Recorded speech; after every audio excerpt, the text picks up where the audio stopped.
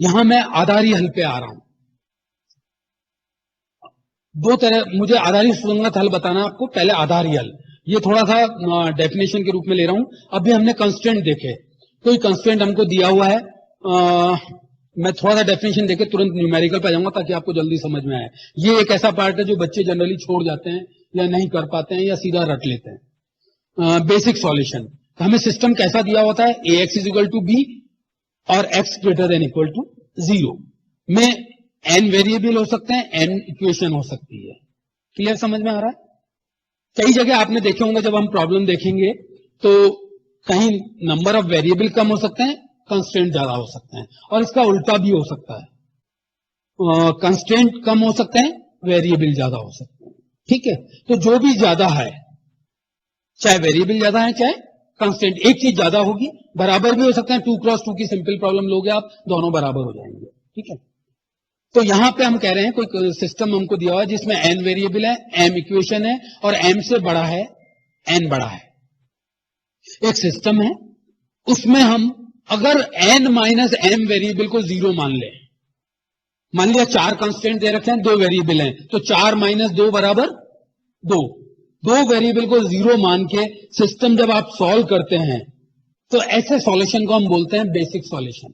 अगर मान लिया 3 कंस्टेंट है, 2 वेरिएबल है, तो 3 माइनस 2 1 को 0 मान के बाकी को सॉल्व करें, तो ये कहलाता है हमारा बेसिक सॉल्यूशन। लेकिन यहां एक कंडीशन और इसके साथ साथ कि यदि नॉन जीरो जो वेरिएबल आपने लिए हैं उनसे बनने वाली जो डिटर्मिनेट है वो नॉन जीरो होनी चाहिए, तभी सॉल्यूशन निकलेगा। अगर ऐसा कोई सॉल्यूशन हमको मिल जाए तो हम उसको बोलते हैं बेसिक सॉल्यूशन। एक बार और समझ लीजिए, n वेरिएबल दे रखे हैं, m इक्वेशंस दे रखी है, जो भी बड़ा है उसमें से हम छोटे वाले को घटाते हैं, जो वैल्यू आएगी उतने वेरिएबल 0 करेंगे, बचे हुए वेरिएबल को लेके सॉल्व करते हैं समीकरण को, तो हमको जो सॉल्यूशन मिलता है that is called basic solution. साथ के साथ क्या होना चाहिए, नॉन जीरो वेरिएबल्स की जो डिटर्मिनेट बनेगी वो नॉन जीरो होनी चाहिए। ये बेसिक सॉल्यूशन, बेसिक फिजिबल नहीं हुआ ये। इस बेसिक सॉल्यूशन के साथ साथ अगर वो फिजिबल भी हो जाए तो ऐसे सॉल्यूशन को हम बोलते हैं बेसिक फिजिबल सॉल्यूशन। मैं ज्यादा सारी बात नहीं कर रहा हूं और मैं इस पे आ रहा हूं आपको सीधे एक सॉल्यूशन पे, जिससे आपको सारी बात समझ में आ जाए। मैंने यहां पे 2 इक्वेशन ली है, 4 वेरिएबल है, 2 कंडीशन है, तो मुझे क्या करना पड़ेगा, 4 माइनस 2 कितने आ गए, 2। तो 2 वेरिएबल को मैं 0 लूंगा। बहुत सारे तरीके से मैं 0 ले सकता हूं, NCM तरीकों से, जो मैथ्स के बच्चे हैं समझ जाएंगे। तो यहां पे मैंने 2 वेरिएबल, पहले केस में मैं ले रहा हूं x3 और x4 को 0, तो मेरी इक्वेशन इसमें कन्वर्ट हो रही है और ये सॉल्यूशन मुझे आ रहा है, x1 0 x2 2। दूसरा मैं, और तो बेसिक सॉल्यूशन मेरा क्या हो गया, 0 2 x3 और x4 मैंने पहले ही 0 ले लिया। इसी तरह से मैंने अगला वैल्यू लिया, x2 को 0 लिया, x4 को 0 लिया और सॉल्व किया तो x1 0 आ रहा है, x3 माइनस 2 आ रहा है, तो ये हो गया 0 0 माइनस 2 0। इस तरह से मैंने ये कई सारे कॉम्बिनेशन लिए हैं। यहां पे 4C2, तो टोटल वैल्यू कितनी हो जाएगी, 6 सॉल्यूशन आ जाएंगे हमारे पास, 4C2 का वैल्यू 6। ठीक है, तो ये 6 सॉल्यूशन मैंने यहां निकाल लिए हैं। इन 6 सॉल्यूशन में से लकीली इस क्वेश्चन में 3 सेम आ रहे हैं, this one and this one. ठीक है, so I have got only 4 solution, 3 same है इसमें। तो इन 4 सॉल्यूशन में से ये वाला सॉल्यूशन, ये वाला सॉल्यूशन और ये वाला solution at A time constraint को भी सेटिस्फाई कर रहा है, नॉन नेगेटिव कंस्ट्रेंट को भी सेटिस्फाई कर रहा है, इसलिए ये क्या हो गए, फिजिबल हो गए। और ये वाला जो सॉल्यूशन है ये कंस्ट्रेंट को ही सेटिस्फाई नहीं कर रहा है, इन दोनों इक्वेशन को ही, इसलिए ये क्या हो गया, नॉन फिजिबल। और एक और तरह के सॉल्यूशन में वापस बैक जा रहा हूं, ये नॉन डीजेनरेट और डीजेनरेट सॉल्यूशन। ये क्या होता है कि किसी भी बेसिक सॉल्यूशन में जो नॉन जीरो वेरिएबल आपने माने हैं, प्रत्येक आधारी बेसिक वेरिएबल जो आपने माने हैं जिनके लिए आप सॉल्व कर रहे हो, जो नॉन जीरो में नहीं आ रहे हैं, अगर उनकी वैल्यू नॉन जीरो हो तो उसको हम क्या बोलते हैं, नॉन डीजेनरेट सॉल्यूशन। और अगर उनकी वैल्यू ही जीरो हो जाए जो हम सॉल्व करके ला रहे हैं, तो वो क्या कहलाएंगे, डीजेनरेट सॉल्यूशन। आप अभी जो मुर्गी वाला हमने क्वेश्चन किया, x1 और x2 दो लिए थे, क्या सॉल्यूशन आया, 0 और 16, तो x1 की वैल्यू क्या आ गई, जीरो। हम क्या कह रहे हैं, अगर दोनों नॉन जीरो हो तो वो कैसे होंगे, नॉन डीजेनरेट। अगर वो जीरो हो गया तो कैसे होंगे, डीजेनरेट। तो वहां पे जो सॉल्यूशन आया वो कैसा है, डीजेनरेट। डीजेनरेट पॉसिबल सॉल्यूशन था वो। यहां नॉन डीजेनरेट क्या हो, दोनों की वैल्यू आनी चाहिए। तो अब अपने को यहां देखें आप, मैंने यहां पे x1 और x4 लिया, दोनों कैसे आ रहे हैं, नॉन जीरो। तो ये कैसा हो जाएगा हमारा नॉन डीजेनरेट सॉल्यूशन। और यहां पे देखें आप, मैंने यहां पे लेना था x1 और x3 को सॉल्व किया, x1 क्या आ गया, जीरो। तो ये सॉल्यूशन कैसा होगा, डीजेनरेट। बात समझ में आ रही है। तो हमने कितने सॉल्यूशन ले लिए, solution, feasible solution, optimal solution, basic solution, basic feasible solution, और उसके बाद degenerate solution, non degenerate solution. सब में डिफरेंस पता चल रहा है आपको, ठीक है। अब मैं सिंप्लेक्स मेथड पे आना चाह रहा हूं। ये सिंप्लेक्स की एक टेबल होगी, ये मैंने एक सिंप्लेक्स प्रॉब्लम ली है।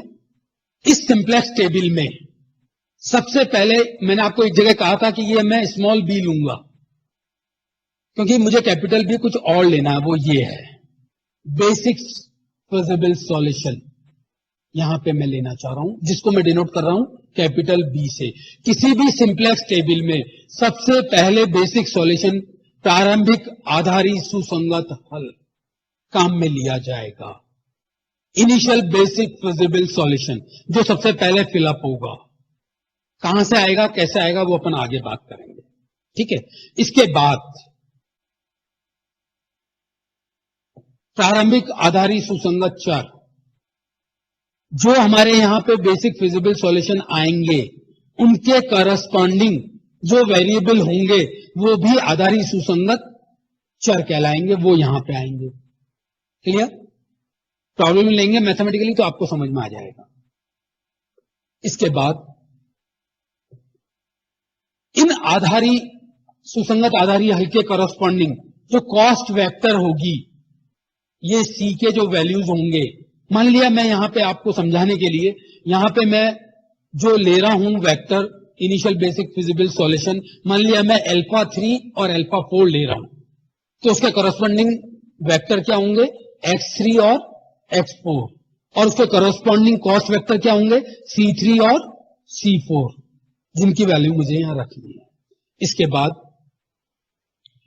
इस जगह ये स्मॉल बी हम जानते हैं रिक्वायरमेंट वेक्टर, जो यहां पे होगा उसको हम यहां लाएंगे, ठीक है। इसके बाद यहां पे हम सारे कॉस्ट वेक्टर भरेंगे जो यहां से होगा। C1 इस जगह आ जाएगा, C2 की वैल्यू यहां आएगी, C3 की यहां जाएगी और C4 की यहां आ जाएगी। And after that this A, ये अकेला हमारे पास मैट्रिक्स है, सारे वेक्टर हैं बाकी एक ऑर्डर के हैं, चाहे रो में हो चाहे कॉलम में, अकेला एक्टिविटी मैट्रिक्स है जो पूरी प्रॉब्लम को हैंडल कर रहा है, वो यहां पे आएगा।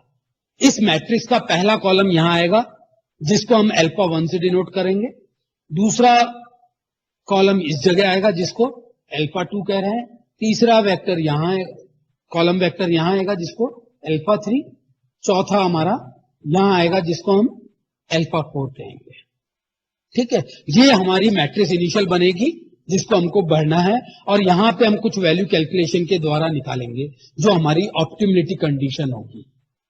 और यहां आप देखेंगे C1 C2 C3 C4 आ रहा है, तो खास बात क्या हो रही है, C1 C2 C3 4 किसके अंदर है, ऑब्जेक्टिव फंक्शन में है। इसका मतलब क्या हो गया, ऑब्जेक्टिव फंक्शन यहां इन्वॉल्व हो रहा है, ग्राफिकल सॉल्यूशन में इन्वॉल्व नहीं हो रहा था। ये बड़ा डिफरेंस है, एक दूसरा डिफरेंस है ग्राफिकल और सिंप्लेक्स मेथड में। बात समझ में आ रही है।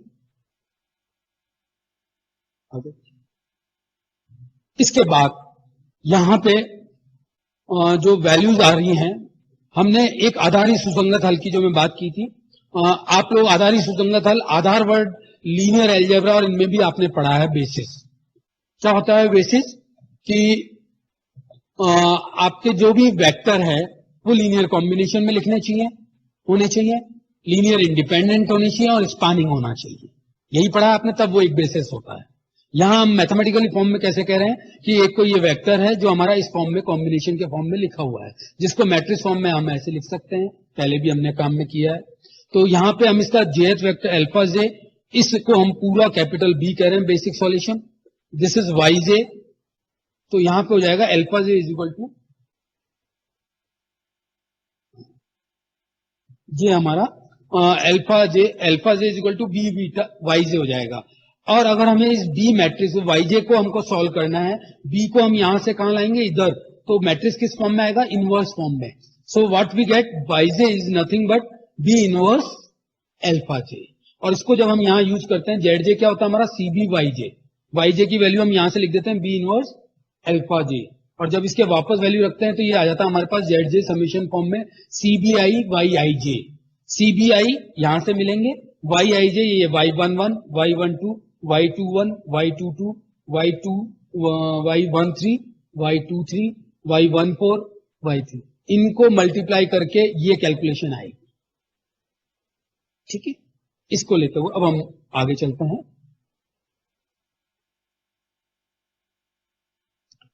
कुछ और चीजें हमें डायरेक्ट प्रॉब्लम पे आ रहा हूं। अब ये प्रॉब्लम हमको दी हुई है, एक एलपीपी दी हुई है। सबसे सिंपलेस्ट प्रॉब्लम मैंने ली है, दो वेरिएबल दो कंस्ट्रेंट, इससे सिंपल एलपीपी हो नहीं सकती। और दोनों में कैसे हैं, लेस देन इक्वल टू। आज जो हमारा लेक्चर है वो लेस देन इक्वल टू तक का ही रहेगा। आज आपको होमवर्क भी यही है, जितने भी लेस देन इक्वल टू की प्रॉब्लम्स है आप घर जाके जरूर सॉल्व करें मेथड से। सबसे पहले हम इसका स्टैंडर्ड फॉर्म बना रहे हैं, जो ऑलरेडी हमको यहाँ पे मैक्सिमम फॉर्म में दी हुई है, तो यहाँ मैक्सिमम ही हम ले रहे हैं। अगर ये मिनिमम फॉर्म में दी होती तो पहला काम हमारा क्या होता, मैक्सिमम फॉर्म में बदलना। तो यहाँ पे हम यों ले रहे हैं, और जो कंस्टेंट है वो किस फॉर्म में हमारे पास, इनइक्वालिटी फॉर्म में। तो हम यहाँ पे ये दो वेरिएबल ऐड कर रहे हैं, x3 x4, ताकि ये किसमें बन जाए, इक्वेशन फॉर्म में। ठीक है, ये इक्वेशन फॉर्म में बदल लिया हमने। और यहां जो हमने स्लेक वेरिएबल काम में लिए हैं, इनके करस्पॉन्डिंग ऑब्जेक्टिव फंक्शन में हम जो भी हमने ऐड किया है, इसका प्रॉब्लम पे असर नहीं आना चाहिए। इक्वेशन बनाने में जो काम में लिया है, इसका प्रॉब्लम पे कोई इफेक्ट नहीं आना चाहिए। इसलिए हम इनको क्या कर रहे हैं, जीरो से मल्टीप्लाई करके यहां रख रहे हैं, ताकि जीरो से ये मल्टीप्लाई हो जाएंगे तो इनका कोई भी इफेक्ट टोटल प्रॉफिट या टोटल लॉस में नहीं आएगा। ये बात समझ में आ रही है, जीरो से मल्टीप्लाई करके यहां रख रहे हैं। और जो नॉन नेगेटिव कंस्टेंट है वो अब क्या हो जाएंगे, जो वेरिएबल हमने यहां डाले हैं ये भी कैसे होने चाहिए, पॉजिटिव। अगर ये नेगेटिव हो गए तो क्या हो गए, कि हम यहां पे बराबर करने के लिए कुछ जोड़ रहे थे, और अगर ये नेगेटिव वैल्यू ले लेगा तो घटा रहे हैं एक तरह से, तो कभी भी इक्वेशन बराबर नहीं होगी। इसलिए क्या होना चाहिए, इनको भी पॉजिटिव होना चाहिए। इसलिए सारे एक्स जे क्या होने चाहिए, पॉजिटिव। जो स्लेक वेरिएबल के करस्पॉन्डिंग आ रहे हैं वो भी क्या होने चाहिए, पॉजिटिव। सो x1 से लेके x4 क्या होने चाहिए, पॉजिटिव। इसका मैट्रिक्स फॉर्म हमने ये लिख दिया आगे। ये हमारा कॉस्ट वेक्टर है 2 3 0 0। आ रही है बात समझ में। और ये चार वेरिएबल है, x1 x2 x3 x4। ये हमारा कंस्टेंट सेट को मैट्रिक्स फॉर्म में लिख दिया है। इसके ये पहले वेक्टर को अल्फा 1, पहले कॉलम वेक्टर को अल्फा 2 अल्फा 3 अल्फा 4, ये हमारा सारा मैट्रिक्स फॉर्म हो गया। अब जो प्रॉब्लम है IBFS, initial basic feasible solution, ये हम कैसे लेते हैं, ये चयन कैसे करें। सिंपलेस्ट मेथड एक्चुअल में है क्या, हम एक सॉल्यूशन खुद मान के चलते हैं, या तो वो खुद ऑप्टिमल हो जाए या उसे इंप्रूव करते हैं टेबल वाइज, टेबल के बाद फिर टेबल लेंगे, फिर टेबल लेंगे, जब तक कि वो ऑप्टिमल में कन्वर्ट नहीं हो जाए। इसलिए इस पहले सॉल्यूशन को बोलते हैं initial basic feasible solution. Initially हमको एक बेसिक फिजिबल सॉल्यूशन लेके चलना है। और हमने क्या कहा था बेसिक फिजिबल सॉल्यूशन के लिए, कि कुछ को जीरो ले लो, n-m को, ऐसा सॉल्यूशन क्या होगा, बेसिक सॉल्यूशन। ठीक है, तो यहां मैं क्या कर रहा हूं, जो मैंने जिसके करस्पॉन्डिंग मेरे ए एक्टिविटी वेक्टर में यूनिट मैट्रिक्स बन रही है, ये दिख रही है यूनिट मैट्रिक्स आपको 1 0 0 1, किसके करस्पॉन्डिंग बन रही है, ये अल्फा 3 और अल्फा 4 के। यानी कि मैं क्या ले रहा हूं, x3 x1 और x2 को जीरो लूंगा, x3 x4 को सॉल्व करूंगा। यही हुआ, दो को जीरो लेना, दो को सॉल्व करना है, जो हमने अभी पहले काम किया था। तो यहां पे मैं सबसे पहले क्या फिलअप कर रहा हूं, अल्फा 3 अल्फा 4। समझ में आ रहा है आपको IBFS कैसे लिया मैंने, इनिशियल बेसिक फिजिबल सॉल्यूशन। सबसे पहले एंट्री ये होगी यहां पे, और कैसे आ रही है ये अल्फा 3 अल्फा 4, जो भी यूनिट मैट्रिक्स बने हमारी। एक चीज और ध्यान रखना, ये सबसे सिंपलेस्ट प्रॉब्लम है, 2/2 की है। यहां पे अपने को सीधा सीधा दिख रहा है, जितने वेरिएबल ज्यादा होंगे दूसरा ऑर्डर पे बहुत ध्यान दीजिएगा। यहां सीधा सीधा अल्फा 3 अल्फा 4 से हमको दिख गया बन रहा है। ये ऑर्डर भी अलग अलग हो सकते हैं, जरूरी नहीं है अल्फा 3 पहले आए, अल्फा 5 पे 10 आ सकता है तो वो भी पहले आएगा। ऑर्डर पे बहुत ध्यान देना है। अगर अल्फा 5 अल्फा 1 बन रहा है तो यहां आप पहले अल्फा 5 लिखेंगे फिर अल्फा 1 लिखेंगे। ऑर्डर को हम चेंज नहीं कर सकते। बात समझ में आ रही है? ये हमको बहुत ध्यान देना है यहां।